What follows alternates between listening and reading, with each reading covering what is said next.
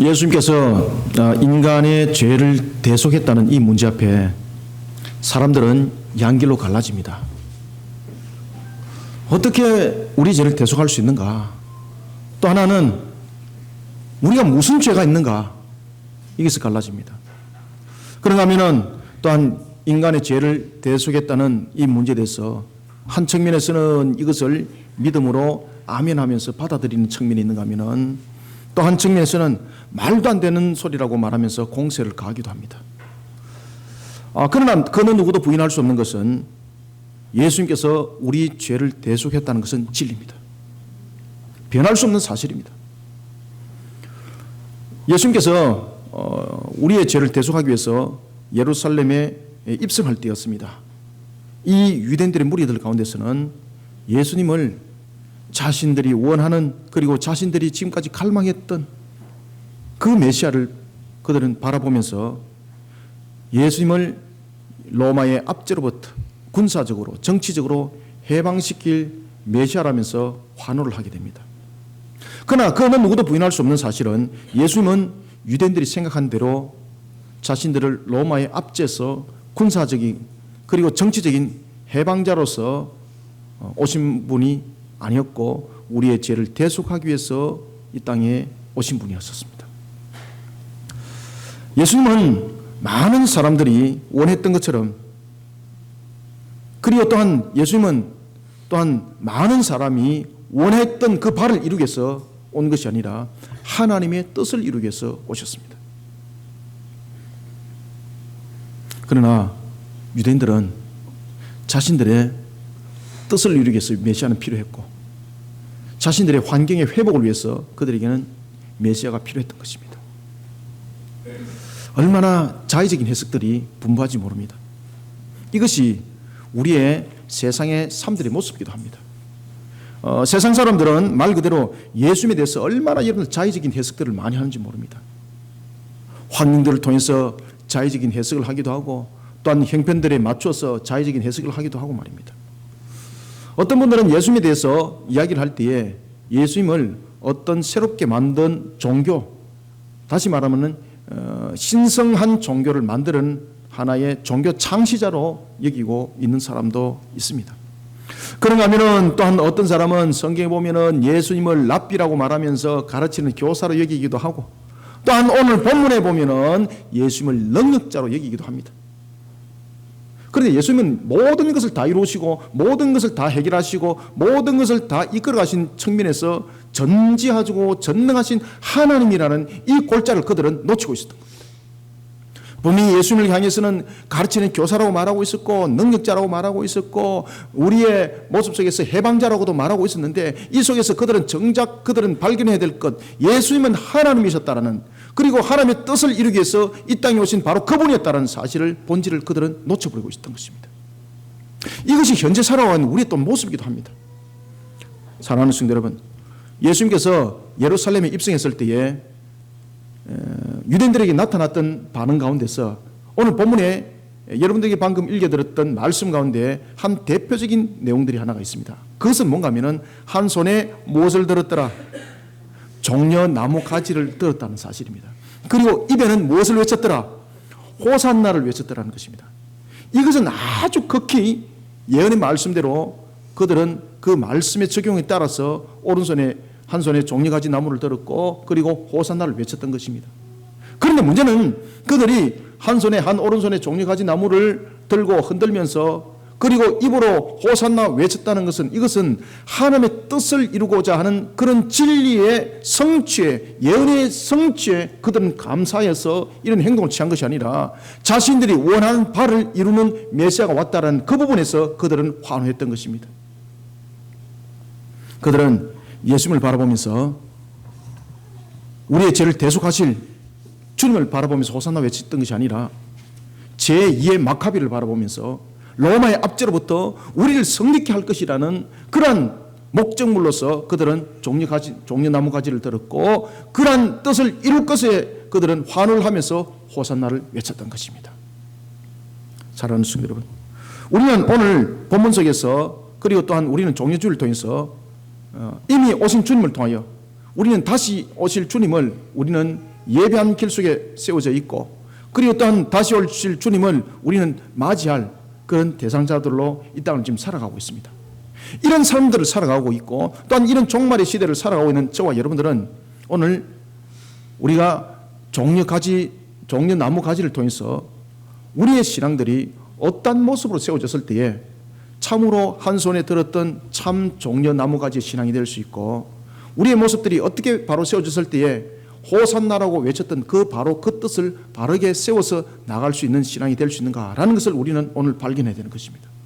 오늘 우리는 예수님께서 한 나귀를 타고 예루살렘에 입성했다는 사실과, 그리고 또한 유대인들은 그 무리들은 한 손에 오른손에 종려나무 가지를 흔들고 호산나를 외쳤다라는 이 두 대칭 구도를 통해서 우리는 무엇을 발견해야 되는가 하면은, 무엇이 하나님께 향한 참 종려가지 나무의 신앙이 될 수 있는가라는 것을 우리는 깨달아 알아야 되는 것입니다.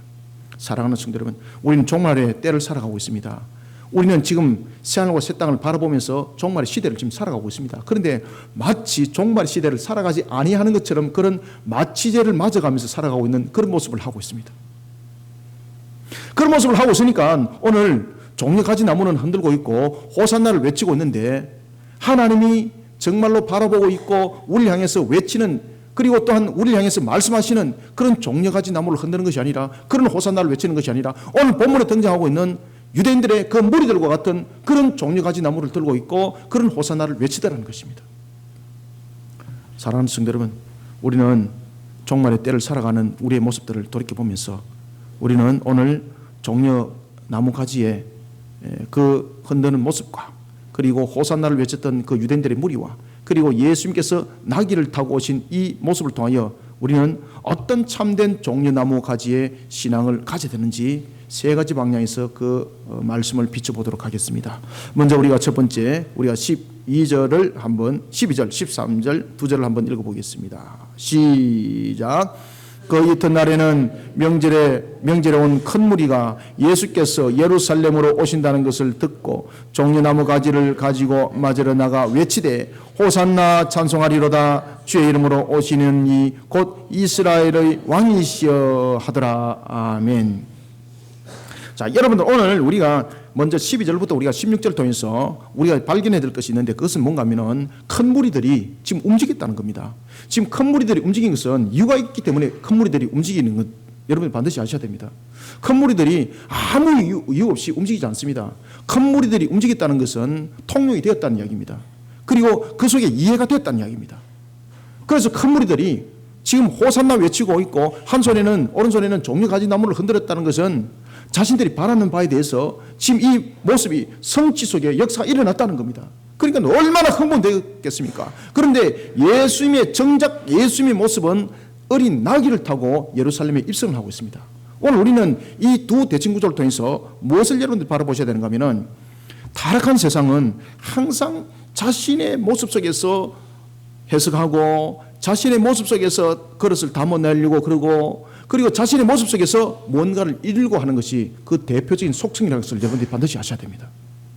그러면 우리는 이 종말의 때를 살아가면서 정말로 참 종려나무 가지의 신앙과 같은 모습이 되려면 우리의 모습은 어떻게 세워져야 되는가라는 것은 오늘 두 대칭 구조를 통해서 우리가 먼저 발견해야 될 것이 있습니다. 그것은 먼저 우리가 12절부터 16절 통해서 첫 번째로 타락한 세상입니다. 타락한 세상의 권세와, 그리고 타락한 세상의 번영이 주는 그런 왕관을 쓰려고 여러분들 주님을 호산나로 외치는 입술이 돼서는 아니 됩니다. 제일 먼저 우리는 타락한 세상이 주는 그런 권세와 타락한 세상이 주려고 하는 그런 번영, 그 속에는 분명히 우리를 더욱더 올가매는 족사가 있다는 사실을 알고 그 부분에 자신을 부정하는 십자가가 있어야 합니다. 그런데 타락한 세상이 주는 권세와 타락한 세상이 주는 그 번영을 누리기 위해서 내가 주님을 맞이하고 주님을 부르는 그런 신앙 속에 우리는 번성함과 번영함이 아니라 샬롬이 아니라 안식이 아니라 그 속에 우리는 오히려 멸망당하고 무너짐의 역사가 나타난다는 것을 우리는 명시하셔야 됩니다. 따라서 우리는 이란 속에 자기를 부정하는 십자가를 져야 합니다. 자기를 부정하는 십자가를 진다는 것은 짐이 아니라 그 속에 우리를 더욱더 자유하게 만들어주는 역사가 있다는 것입니다. 여러분들, 십자가를 진다는 것은요, 우리 속에 죽음과 부활이 있다는 것을 반드시 기억하시길 바랍니다. 그래서 십자가를 진다는 것은 우리의 죄악을 죽임과 동시에 십자가를 진다는 것은 그 속에 부활이 있다는 것을 여러분들이 기억함과 동시에 우리가 타락한 세상의 권세와 그리고 타락한 세상의 번영을 그 번영이 주는 왕관을 우리의 자신을 부정하면서 십자가에 못을 박았을 때는 그러면 우리는 결국 가난하게 살아야 되는가? 우리는 정말로 세상 속에서 모든 권세를 다 버려야 되는가? 이 해석이 아니라 하나님 안에서 번영을 누리는 길들을 가라는 이야기입니다. 따라서 우리는 타락한 세상의 권세와 첫 번째 타락한 세상의 번영이 주는 그런 왕관을 쓰는 자가 되어서는 아니 됩니다. 그런 속에 자신을 부정하는 십자가를 먼저 지고 진리의 깃발을 높이는 하나님의 나라의 신앙관으로 자신을 세워나가는 성도들이 되시길 바랍니다. 이런 참 종려나무 가지 신앙이 우리로 하여금 호산나를 부를 수 있는 참 가치의 신앙으로 우리를 만들어 간다는 이야기입니다. 여러분, 죽었다가 예수님에 의해서 다시 살아난 나사로, 그 당시에 이 사건 대단했습니다. 예루살렘은 전부 다 뒤덮어 버렸습니다. 그런 나사로의 동생이었던 마리아가 예수님의 머리에 향유를 붓습니다. 옥합을 깨뜨려서 향유를 붓습니다. 성경은 말합니다. 예수님도 말씀하십니다. 이것은 바로 예수님께서 십자가에서 죽으심을 예표하는 것이라고. 그러면 예수님께서는 왜 십자가에서 죽으시는가? 뭔 잘못한 일이 있어서 십자가에서 죽으시는가? 반란을 일으켜서 로마 정부의 괘씸죄에 걸려서 십자가 죽으시는가? 그것이 아니라 우리의 죄를 대속하기 위해서 죽으실 것을 옥합을 깨뜨렸던 그 향유를 머리에 기름을 부은 것을 통해서 예표하고 있었습니다. 이 일이 있은 후였습니다. 이 일이 있은 바로 그 다음 날이었습니다. 그것이 오늘 본문에 나타나고 있는 바로 그 이튿날입니다. 지금으로 말하는 주일입니다. 바로 오늘입니다. 예수님께서 예루살렘으로 들어오시는 겁니다. 이때에 예수님에 대해서 많은 소문들을 들었습니다. 예수님에 대해서 많은 소문을 들었을 뿐만 아니라 그에 대한 산 증인들이 그 당시에 유월절을 맞이하기 위해서 예루살렘에 모여들었습니다. 예수님과 같이 함께 있을 때에 오병이의 기적을 갖다가 같이 함께 체험했던 사람들이 그 유월절 현장 속에 예루살렘에 있었습니다. 뿐만 아니라 죽었던 나사로를 살렸던 것을 직접 목격했던 뿐만 아니라 그 산 증인이었던 나사로가 그 현장에 직접 있습니다. 사람들이 구름대처럼 모여드는 거예요. 그러면서 이 사람들이 구름대처럼 모여들면서 뭐라고 말하는가 하면은 자신들을 로마의 압제로부터 해방시킬 그런 정치적 군사적 능력을 가진 그 마카비가, 그 메시아가 드디어 왔구나. 그러면서 예수님을 맞이하기 위해서 환호를 지르면서 예수님을 향해서 그들이 모여들기 시작합니다. 그때 그들이 예수님을 향해서 모여들 때에 성경은 말합니다. 오른손에는, 한 손에는 무엇을 들었더라?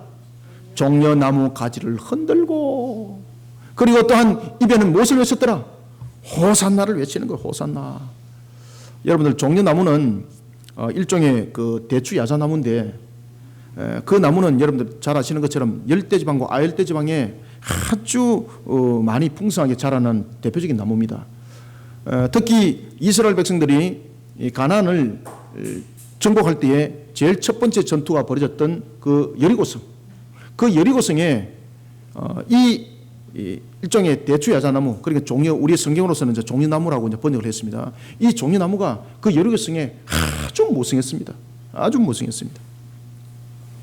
그것이 신명기 34장 3절에 나타나고 있습니다. 그런가 하면 이 종려나무는 굉장히 의미가 또한 분명한 의미를 가지고 있었습니다.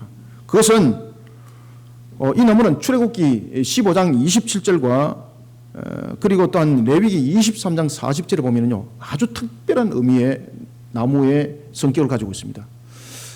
출애굽기 15장 27절에 보면은 이 종려나무는 여러분들이 잘 아시는 것처럼 12종려나무, 그죠? 마라의 선물이 단물로 변했던 그 사건이 있고 난 뒤에 12그루의 종려나무라는 이 부분을 통해서 성경이 이야기를 할 때 아주 숭고한 나무, 아주 그 나무 자체가 사사기에도 나타납니다만은 사사기 4장 5절에 보면은 이 종려나무를 아주 신성스러운 나무로서 표현을 하고 있습니다. 이런 나무를 레위기 23장 40절에 보면은 하나님께서 출애굽했던 이스라엘 백성들이 광야에서 초막을 지을 때에 자신들이 출애굽했던 것을 기념하여 그것을 잊지 말도록 기념할 때에 이 종려나무 가지를 가지고 초막을 짓도록 합니다. 이런 종려가지 나무를 흔들었다는 것은 의미가 있다는 이야기죠. 그들이 그냥 무작정 그냥 흔들었던 것이 아니라 따라서 이 종려 가지 나무를 그들이 흔들었던 것은 두 가지 큰 목적이 있었습니다. 두 가지 큰 의미를 담고 있었습니다. 왜냐하면 이 종려 가지 나무는 첫 번째 성리를 상징했기 때문입니다. 자신들이 지금 로마 압제 속에 있지만은 자신들이 이제는 성리를 한다는 이야기입니다. 자신들이 이제 성리가 예표됐다는 것을 이 종려 가지 나무를 오른손으로 흔드는 것은 그것을 예표하려고 하고 있는 거예요. 병든 자들 낫게 하고 귀신 들린 자를 회복시키고 죽은 나사로를 살리는데 말이지 이 로마 병사 정도는 조석절이라 충분히 이분의 능력 같으면 충분히 저들을 썰어버릴 수 있다. 그래서 그들이 종려 가지 나무를 흔들었던 것은 그런 성리를 그들은 예표를 하고 있었습니다. 이분이 로마 병사를 물리쳐서 우리 이제는 해방을 일으킬 거야. 그 다음에는 이 종려 가지 나무는 제가 여러분들에게 방금 말씀드렸던 레위기나 신민기의 말씀, 사사기의 말씀을 통해서 말씀드렸던 것처럼 이 종려나무 가지는 신성성을 표현하고 있었습니다. 특히 에스겔서에 보면은 하나님께서 에스겔에게 환상들을 보여주게 됩니다. 그때 에스겔에게 성전의 환상을 보여주게 됩니다. 에스겔서 40장 16절과 그리고 41장 18절부터 20절에 보면은 하나님께서 성전에 대한 환상을 보여줄 때에 그 성전에 어떤 나무가 함께 그의 눈에 띄었을까요?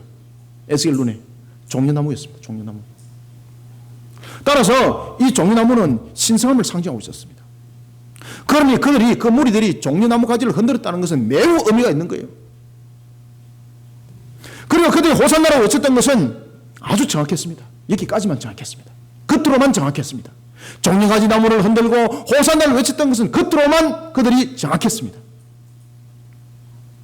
그들은 호산나를 외치면서 주의 이름으로 오시는 이 곧 이스라엘의 왕이시여 라고 외쳤던 것, 이것은 바로 이 종려나무가 가지고 있는 성격을 그들은 알았다는 겁니다. 바로 성리와 신성함. 그러니 이제는 이스라엘이 로마를 이긴다는 겁니다. 이것이 얼마나 여러분들 허황된 해석인지 모릅니다. 그런데 정작 주님이 예루살렘에 들어온 것을 여러분 잘 기억하셔야 됩니다. 그래서 두 대칭 구조를 통해서 지금 이 모습을 통하여 우리가 얼마나 엉터리 신앙을 하고 있는지를 발견하라 이 말입니다. 우리는 종교주의를 통해서 우리가 지금까지 얼마나 엉터리 신앙 속에 달려왔는지를 우리는 발견할 수 있어야 됩니다. 형식적으로는 우리가 종려가지나무를 흔들고 호산나를 외치면서 오실 메시아를 맞이한다고 준비하고 있지만 정작 우리의 모습들은 오실 주님을 멀리하고 있다는 것입니다. 초림에 주님이 오실 때는 나귀를 타고 들어오셨습니다. 그들이 종려나무 가지를 흔들고 호산나를 외칠 때는 바로 힘과 능력을 말하고 있었는데, 그런데 정작 주님은 나귀를 타고 들어옵니다. 그러면 왜 이 나귀가 강조되고 있는가라는 것을 여러분들이 기억하셔야 됩니다. 자, 우리가 12절부터 14절을 우리가 한번 읽어보겠습니다. 시작. 그 이튿날에는 명절에 온 큰 무리가 예수께서 예루살렘으로 오신다는 것을 듣고 종려나무 가지를 가지고 맞으러 나가 외치되 호산나 찬송하리로다 주의 이름으로 오시느니 곧 이스라엘의 왕이시여 하더라. 예수는 한 어린 나귀를 보고 타시니. 아멘. 무엇을 타고 왔더라고요? 무엇을 타고 왔더라고요? 여러분들, 이게 어떻게 해석이 되어야 되는가 하면은, 그들이 원하는 바대로 만약에 예수님이 맞다면 예수님은 어린 나귀를 타고 들어오면 안 됩니다. 아시겠습니까? 그래서 이 어린 나귀를 타고 들어오는 자체가 지금 그들의 신앙들이 얼마나 지금 잘못되어 있는지를 지적하고 있는 겁니다. 분명히 그들이 종려나무 가지를 흔드는 것까지는 맞습니다. 호산나라고 외친 것은 맞습니다. 그런데 그들이 정작 원했던 것은 바로 로마의 압제로부터 해방시킬 수 있는 군사적 힘과 능력을 가진 그 메시아를, 마카베 같은 제2의 마카베 같은 그런 메시아를 그들은 기다리고 있었습니다. 그런데 예수님께서 나귀를 타고 들어온 것은 그들의 신앙이 얼마나 잘못된가를 우리에게 보여주고 있는 것입니다. 여러분, 말은요 시편 147편 10절에 하면 힘을 상징합니다. 말은 아시겠습니까? 물론 말이 교통의 수단으로도 사용되고 물론 여러 가지 짐을 나르는 데도 사용이 됩니다만, 고대에서는 말은 대부분 다 군사적인 힘을 상징하고 있는 겁니다. 반면에 나귀는 시편 30편 24절에 하면 노동의 수단입니다. 노동의 수단. 여러분들, 말을 타고 싸우는 사람과 나귀를 타고 싸우는 사람이 두 사람이 전쟁터에서 만났다. 누가 이기겠습니까?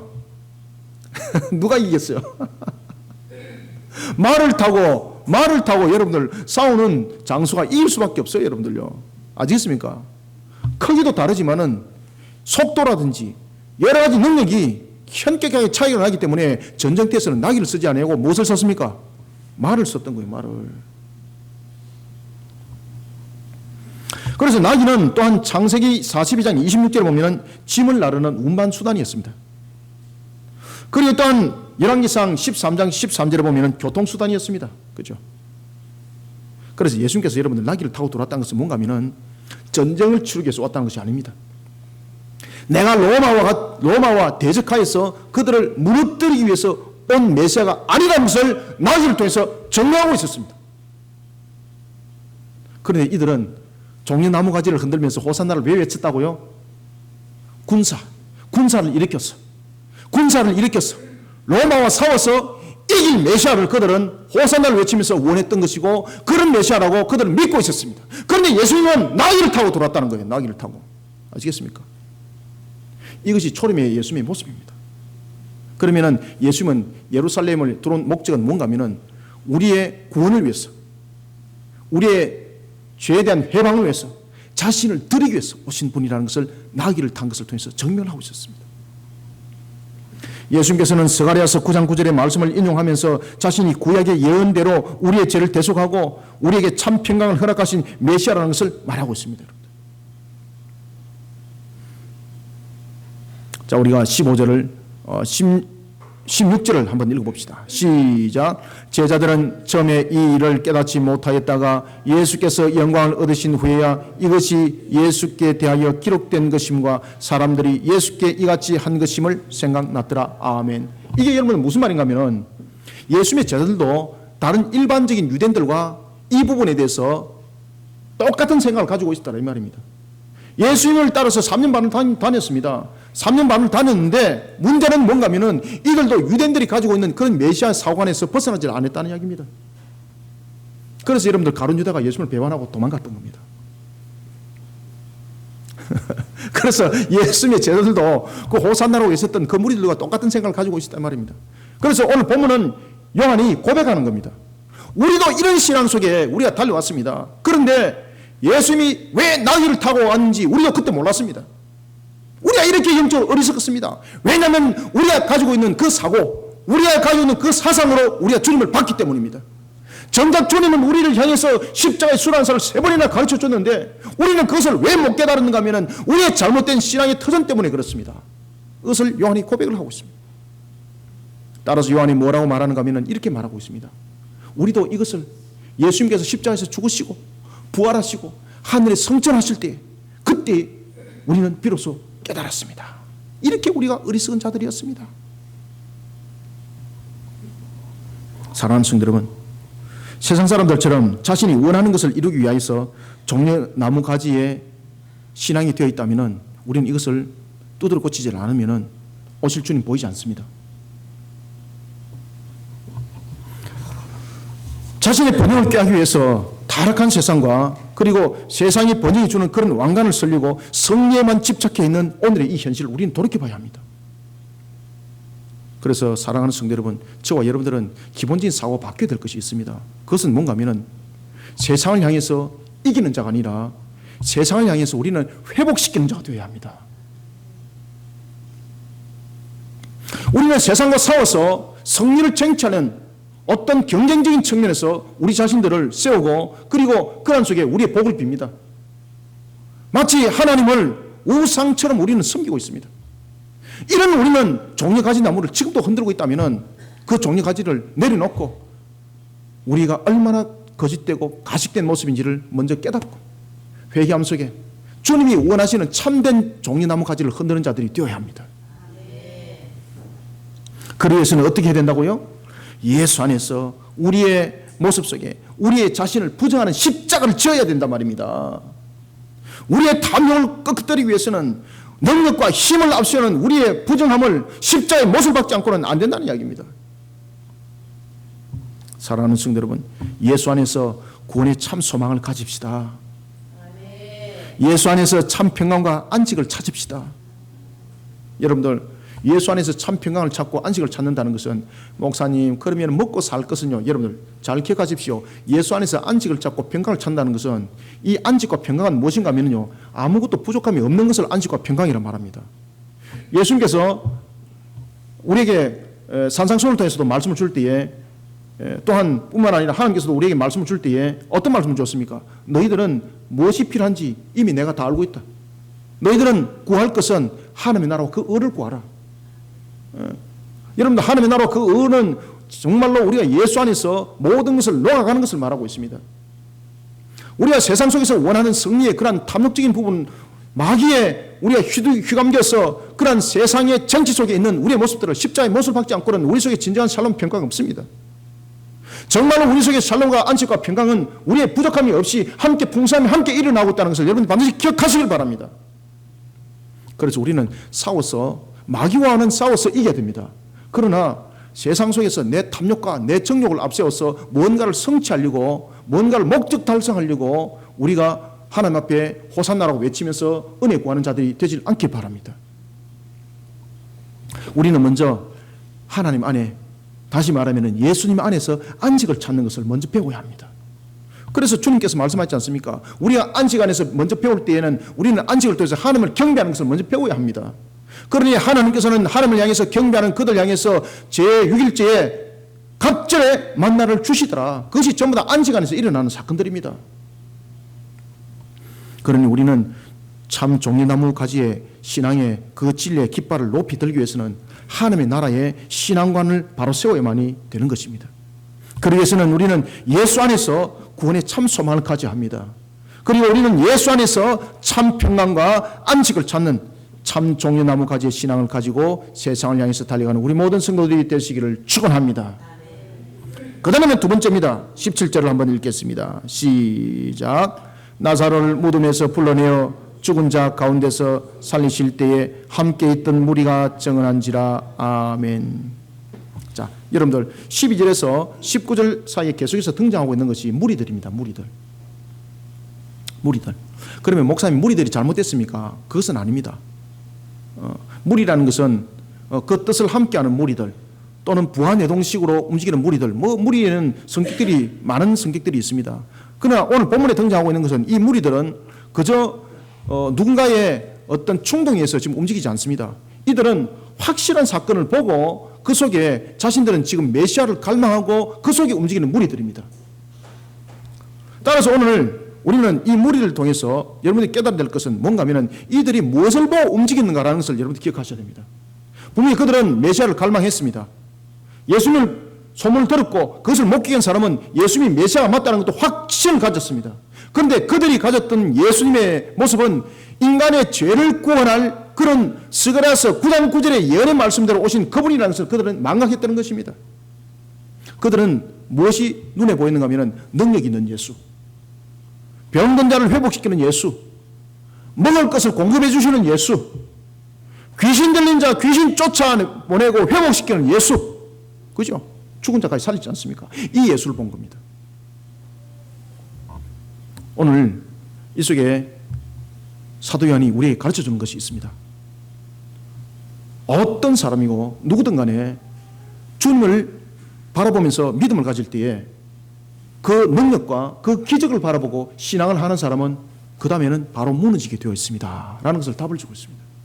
따라서 두 번째는 17절부터 18절 통해서 아침 안개와 같은 그런 신앙, 그런 신앙은 세상에 휘말릴 수밖에 없습니다. 아침 안개같이 자신이 원하는 것을 쫓아가는 신앙이 아니라 세상을 밝혀주는 진리의 말씀을 쫓아가는 신앙으로 자신을 세워 나가시기를 소망합니다.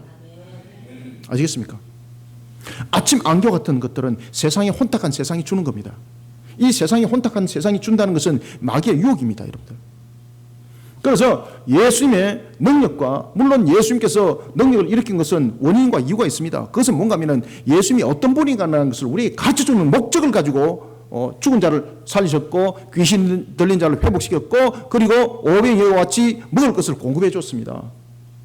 그런데 문제는 이 능력만을 바라보는 신앙 속에 자신을 세워버리니까 아침 안개 같은 신앙이 되어버리는 것입니다. 여러분들 아침 안개는 어떤 것이 아침 안개입니까? 그렇죠. 아침 안개는 해 뜨면 사라지는 것이 아침 안개입니다. 그러니 예수님을 향해서 그 능력만 바라보고 예수님을 향해서 나를 향해서 이렇게 세울 것만 바라보고 이 속에 신앙하는 사람은 아침 안개 신앙입니다. 아침 안개 신앙. 바람 불면 사라지고 해 뜨면 사라지는 신앙이다 이 말입니다.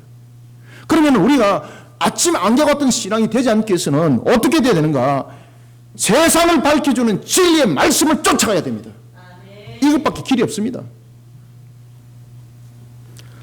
무리들은 참된 진리를 알지 못하고 호산나를 외칩니다. 여러분 호산나가 무슨 뜻인가 아시죠?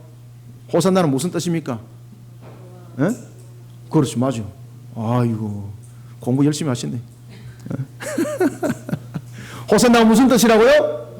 그렇죠. 이제 우리를 구원하소서. 호산나. 그러니까 얼마나 정확한 이야기예요. 오른손으로 종려가지 나무 흔들고, 그죠? 성리와 신성성을 상징하고, 그 다음에 호산나 외치으니까 이게 여러분들 하나님 말씀대로 그대로 다 맞는 거예요. 그런데 자신의 속은 어떻더라고요? 속은 여러분들 하나님이 원하는 바를 이루고 있는 것이 아니라 자기의 원하는 바를 우상화를 이루고 있기 때문에 그들이 나중에 예수님을 전부 다 버려버립니다. 아침 안개 같은 신앙이죠. 하나님의 뜻과는 상관없이 옆으로 개걸음을 치는 신앙관입니다. 자신들이 원하는 곳에 예수님을 세우는 그런 무리들, 그들에게는 대속을 이룰 십자가가 없었습니다. 예수님의 제자들도 예수님께서 십자가의 죽으심과 그리고 그 속에서 죄사함을 이야기를 하니까 세 번이나 이야기를 하니까 제자들이 나중에 예수님한테 말 잘못하면 두들기 얼마큼 또 혼날까 싶어가지고 나중에 말도 안 합니다. 나중에. 이게 여러분들 우리들의 모습들입니다.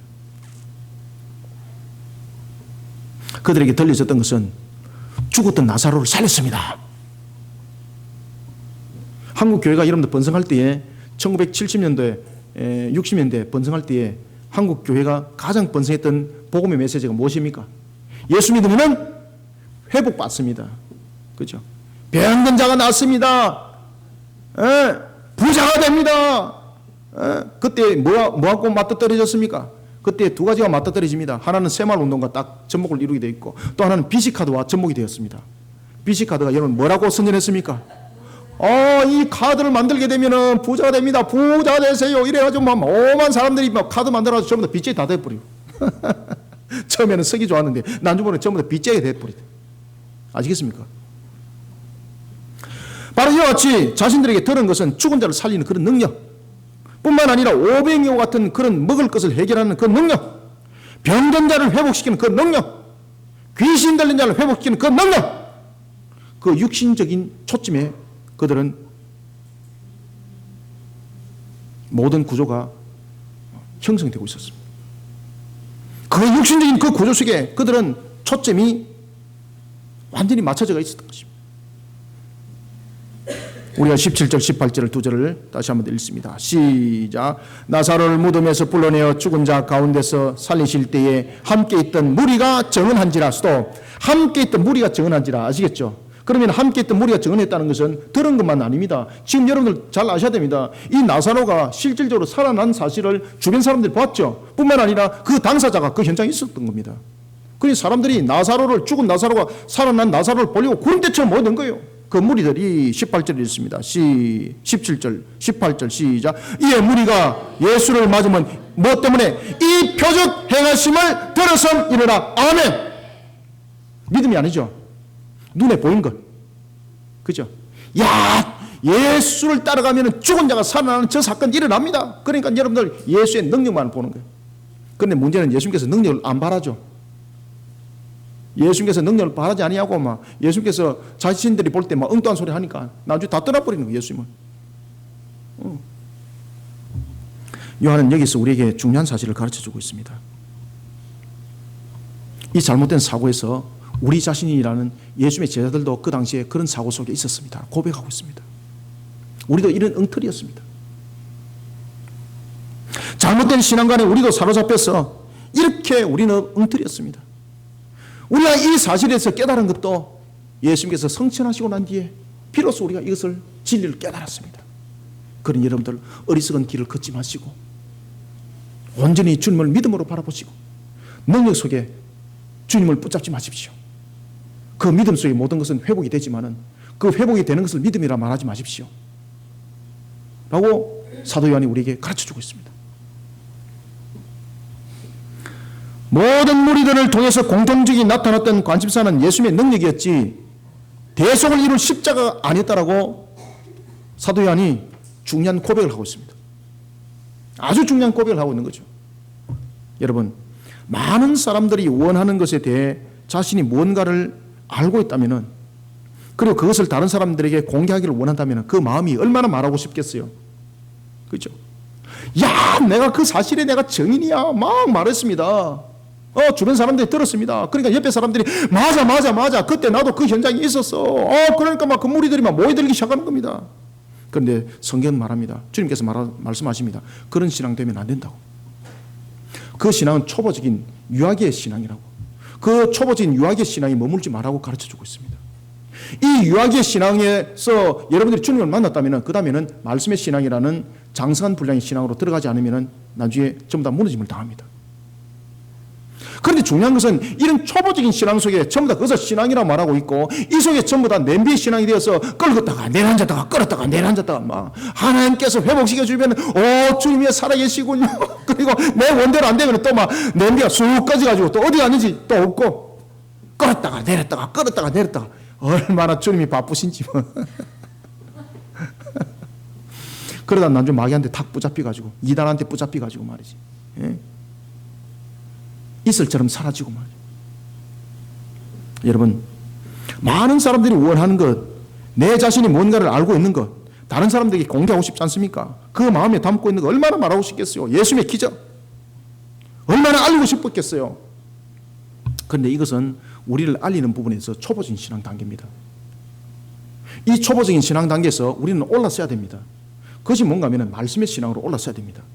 이 초보적 신앙에서 말씀의 신앙으로 우리가 올라서지 못하면요, 다음에는 주님이 보이지 않습니다. 그래서 사람들이 이 단계를 잘 안 하려고 그래요. 왜냐하면 이 단계로 올라가게 되면은 내가 하나님을 알고자 하는 노력도 있어야 되고 또 힘쓰고 애씀이 있어야 되는데 그저 먹으려고 그러는 거예요, 이 신앙을. 신앙을 그저 먹으려고 그러는 거예요. 그러니까 마귀한테 딱 꼬달기 가지고, 마귀에 꼬달기 가지고, 마귀의 냄비에서 이제 딸딸 끓이 가지고 말이지. 마귀가 먹고 싶은 그런 음식이 나중에 되어버리는 거예요. 그러니 우리는 이 1단계 신앙에서 다음 단계로 올라서야 되는 거예요, 여러분들. 아시겠습니까? 요한이 지금 그것을 우리에게 가르쳐 주고 있는 겁니다. 요한은 말하고 있습니다. 이런 표정만을 구하는 신앙으로 항상 머무르면 위험합니다. 이것을 여러분들은 깨달아야 됩니다. 가르쳐 주고 있습니다. 그리고 이 사건을 통해서 그는 증언하고 있습니다. 여러분들, 고린도전서 1장 22절과 23절에 보면 우리 뭐 잘 배우는 말씀 있지 않습니까? 고린도전서 1장 22절과 23절에 보면 유대인들은 무엇을 구하더라? 무엇을 구하더라? 표적을 구하더라. 헬라인들은 무엇을 구하더라? 지식을 구하더라. 그런데 우리는 무엇을 구해야 된다고요? 우리는 무엇을 전해야 된다고요? 우리는 십자가에 박히신 그리스도를 전해야 된다고 가르쳐주고 있습니다. 그러면서 마태복음 24장 24절에서 예수님께서 굉장히 중요한 얘기를 주고 있습니다. 종말에 관한 내용을 우리에게 가르쳐주고 있습니다. 직접적으로 제자들에게도. 어떤 내용을 가르쳐주고 있는가 하면 이런 말씀을 주세요. 예수님께서 이렇게 말씀하십니다. 종말 때가 되면 거짓 그리스도들이라고 복수를 딱 쓰고 있습니다. 하나가 아니라 여러 실체들이 나타난다는 거죠. 거짓 그리스도들이. 그리고 뿐만 아니라 거짓 선자들이라는 것이 많이 일어난다는 거죠. 이때에 표적과 기사만을 구했던 그들은 넘어진다고 말하고 있습니다. 그래서 마태복음 24장 24절이 뭐라고 말하고 있는가 하면 거짓 그리스도들과 거짓 선자들이 일어나 큰 표적과 기사를 보여 할 수만 있으면 택한 자들도 미혹하리라. 아멘. 아시겠습니까? 그래서 저와 여러분들의 신앙들이 혼탁한 세상에 아침 안개같이 모습이 안 되려면은 내가 이런 경험을 얻었어요. 그것은 이제 초보 1단계입니다. 이 단계에서 여러분들이 벗어나지 못하면은 다음에 마귀가 유혹합니다. 마태복음 24장 24절의 말씀처럼 마귀가 일으킬 수 있으면 마귀도 표적을 일으킵니다. 아시겠습니까? 그래서 그리스도의 모습으로 나타나는데 실체가 하나가 아니라는 열 것들이 나타나서 여러분들을 미혹시키고 여러분들을 넘어뜨리는데 그 속에 여러분 빵빵 다 넘어간다는 이야기예요. 그런데 하나님의 말씀 속에 나를 바르게 세우고 세상을 밝히는 진리의 말씀으로 바로 세우게 되면 저것이 거짓이다, 저것이 진짜다 구별할 수 있는 영적 능력이 생긴다는 겁니다. 아시겠습니까?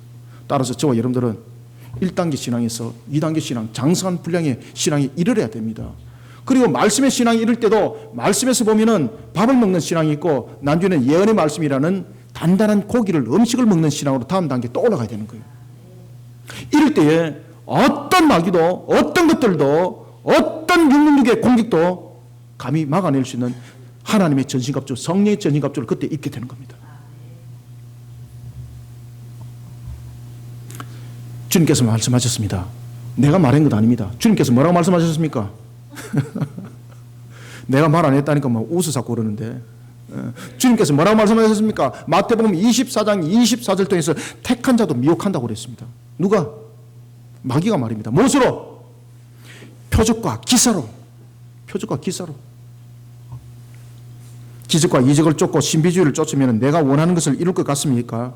그런 신앙 속에 여러분들 세워 나가면 아침 안개 같습니다. 후 불면 난주 다 사라집니다. 그것은 자신을, 나를 붙잡아 가세요, 나를 삶아 드세요, 마귀님, 이렇게 자신을 내어놓은 것과 똑같습니다, 여러분들. 왜냐하면 에베소서 2장 2절을 반드시 기억하십시오. 에베소서 2장 2절에 보면 공중의 권세자에 의해서 미혹함이 우리 속에 이 땅을 살아가는 모습이라고 말하고 있습니다. 자신이 원하는 것을 쫓는 신앙이 아니라 세상을 밝혀주는 진리의 말씀을 쫓아가야 합니다. 그래서 이 말씀도 보면은 우리가 더욱더 장성한 분량의 난주에 이르는 단단한 음식을 먹는 예언의 말씀을 우리가 삶과 우리 속에 전지갑주로 만들어 나가는 이런 단계까지 이뤄야 되는 거예요.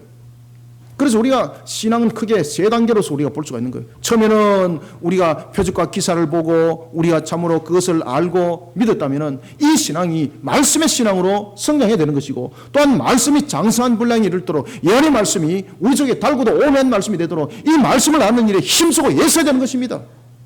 말씀은 힘쓰고 애쓰지 않으면 내 속에 이것이 인격이 되지 않고 이것이 나의 전신갑주가 되지 않습니다. 그래서 말씀은 알기를 힘써야 됩니다. 이 말씀을 안다는 것은 영적 전투입니다. 말씀을 알기 위해서 힘쓰지 않으면 안 됩니다.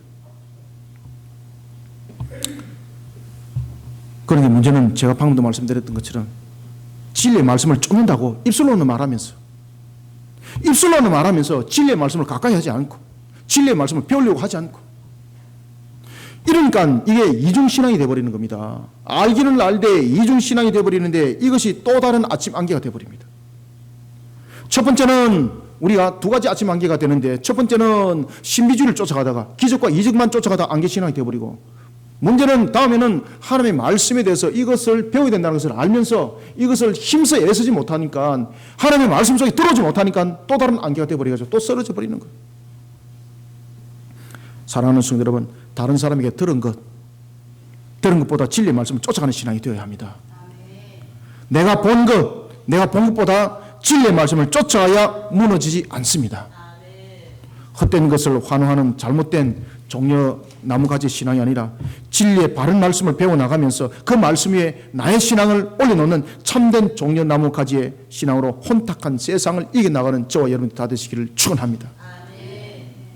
다음에는 마지막으로 우리가 3번째입니다. 19절을 한번 읽겠습니다. 시작.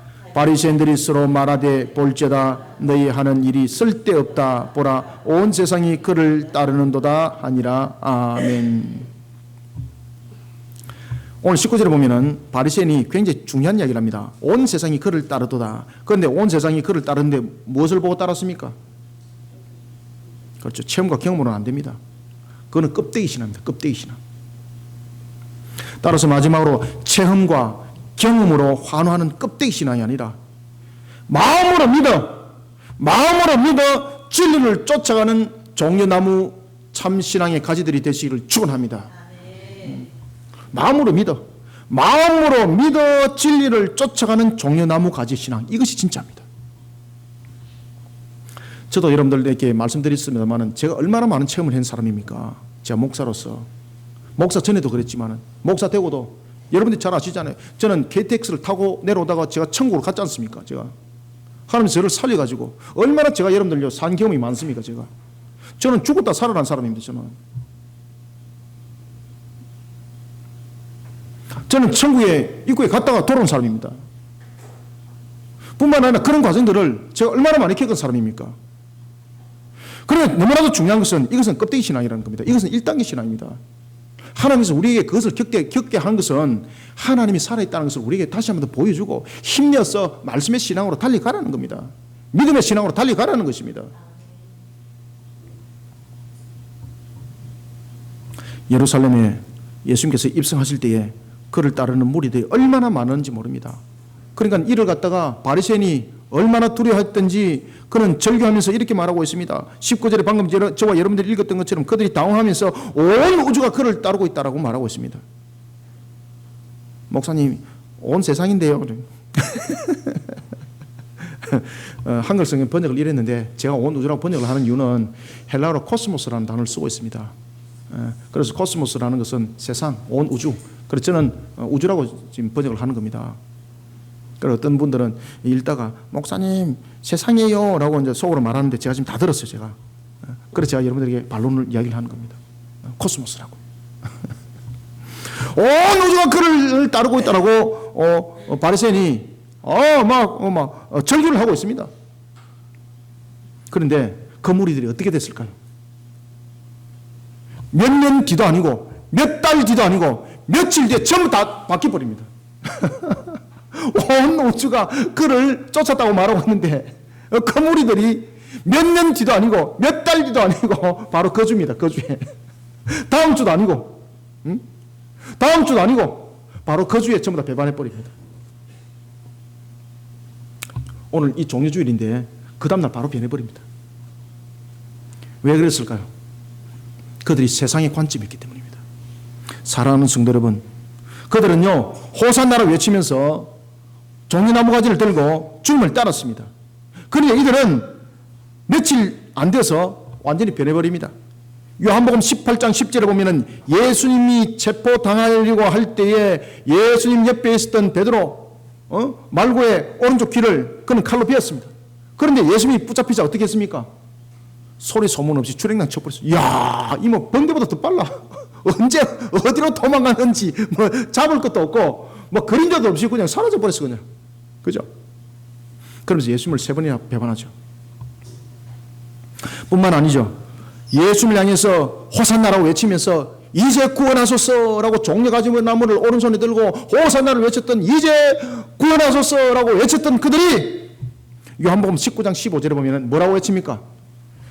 예수를 십자가에 못 박으소서, 십자가에 못을 박으소서 이렇게 외치고 있습니다. 며칠 뒤에 그 다음 주에 아니 그 주에 이번 주에 그 일들이 일어났습니다. 그러면서 로마 총독 빌라도에게 법정에서 강력하게 그들이 청원을 합니다. 대단한 일들이 벌어진 거죠. 사랑하는 성도들, 바로 세상 관점입니다. 세상 관점을 가지고 예수님을 바라보게 되면 두 관점이 생기게 됩니다. 첫 번째는 예수님을 믿을 수가 없다는 것이고, 두 번째는 예수님의 능력만을 바라보는 관점이 생깁니다. 그러면은 예수님의 능력이 자기 눈에 보이질 않으면은 예수님을 언제든지 버릴 수 있는 것이 세상의 관점입니다. 우리는 이런 신앙을 가지면 안 됩니다. 그래서 체험과 경험 중요합니다. 분명히 기독교는 체험과 경험의 신앙입니다. 그럼에도 불구하고 기독교는 체험과 경험을 앞세우는 신앙이 아니라 믿음을 앞세우는 신앙입니다. 예수님의 능력만을 바라보고 이런 속에 달려가는 껍데기 신앙, 새하늘과 새 땅이라는 천국 보이지 않습니다. 오히려 새하늘과 새 땅이 망상과 흠망한 소리로 들려질 뿐인 것입니다. 그러니 신앙생활에 재미가 없는 거예요. 그러니 예배가 자신에게 달고도 오묘한 자리가 아니라 하나님께서 나에게 은혜를 베풀어 주시는 그런 처소요, 내가 하나님께 영광을 돌리는 그런 장소가 아니라 내가 판단하고 내가 구분하는 장소가 되는 겁니다. 그러니 우리가 세상적인 관점을 가지고 있으니까 신앙생활이 재미가 없고, 이 뭐 예수에 이 뭔 재미가 있어? 여러분들 정말로 예수님답게 살아보셨습니까? 저는요 얼마나 재미있는지 몰라요. 어떤 분이 제보고 그랬었습니다. 제가 목사님처럼 한 달만 한번 살아보면 좋겠어요. 그래서 제가 그랬습니다. 그분한테. 저처럼 살면은 지금 그 신앙으로 저처럼 살게 되면 일주일 만에 아마 교회 떠날걸요. 교회 떠날걸요. 근데 저는 어떻습니까? 얼마나 재밌는지 몰라요. 얼마나 재밌. 제가 지난주도 말씀드렸지 않습니까? 오늘도 제가 아침에 밥 한 그릇에 김치 한 조각에 물 말아 먹었거든요. 얼마나 감사한지. 2분 만에 밥을 빨리 먹어야 되니까 다른 일들이 많아가지고. 그래도 얼마나 감사한지 아시겠습니까? 얼굴에는 포동포동 살이 찌고 기름기가 짤짤 흐르고. 제가 여러분들 육류를 많이 먹어서 여러분 기름기가 흐르는 줄 아십니까? 하나님께서 저를 갖다가 기름지게 만드세요. 하나님 안에서 살아가니까, 그 믿음 안에서 살아가니까 제가 기름지는 거예요, 여러분들요. 여러분들, 오늘도 우리 본문에 주신 말씀처럼 로마서 10장 10절에 말하고 있습니다. 사람이 마음으로 믿어 의에 이르고 입으로 신하여 구원에 이른다고 말입니다. 사랑하는 성도 여러분, 체험과 경험으로 환호하는 껍데기 신앙으로는 무너짐을 당합니다. 마음으로 믿어 진리를 쫓아가는 종려나무 가지의 신앙으로 달려가는 우리 모든 성도들이 되시기를 축원합니다. 말씀을 맺겠습니다. 예수님을 따르면서 호산나라고 외쳤던 그들, 종려나무 가지를 오른손으로 흔들었던 그들, 그런데 그들은 주님을 십자가에 못 박는데 앞장섰습니다. 그죠? 원인 진단 확실히 해야 됩니다. 왜 그렇게 했을까? 그들은 분명히 종려가지 나무를 흔들면서 이제 구원하소서라고 호산나를 외쳤습니다. 그런 그들은 주님을 향해서 우리는 당신을 간절히 원하고 있고 기다렸습니다라고 말하기도 했습니다.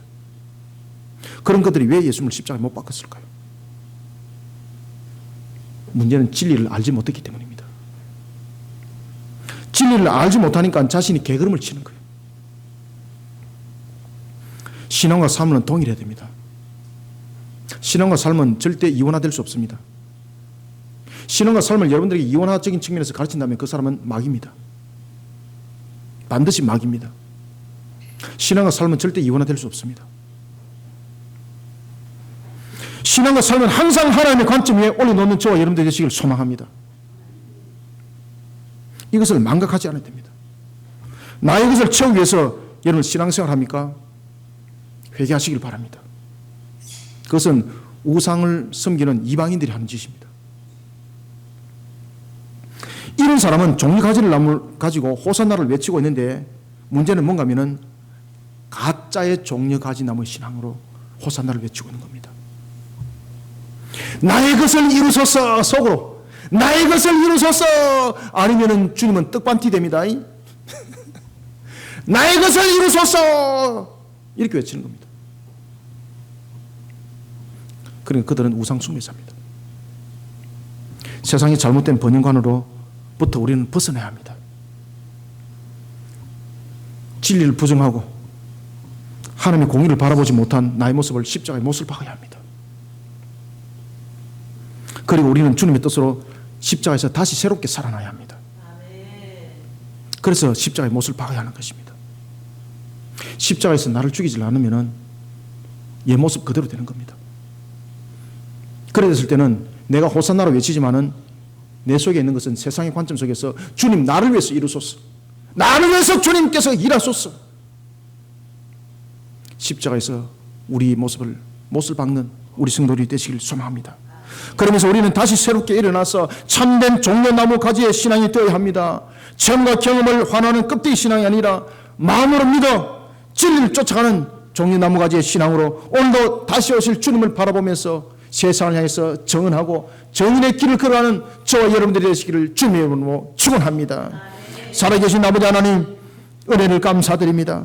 특별히 오늘 종려 주일을 통하여 우리에게 종려나무 가지의 신앙이 무엇인지를 깨닫게 알게 하셨습니다.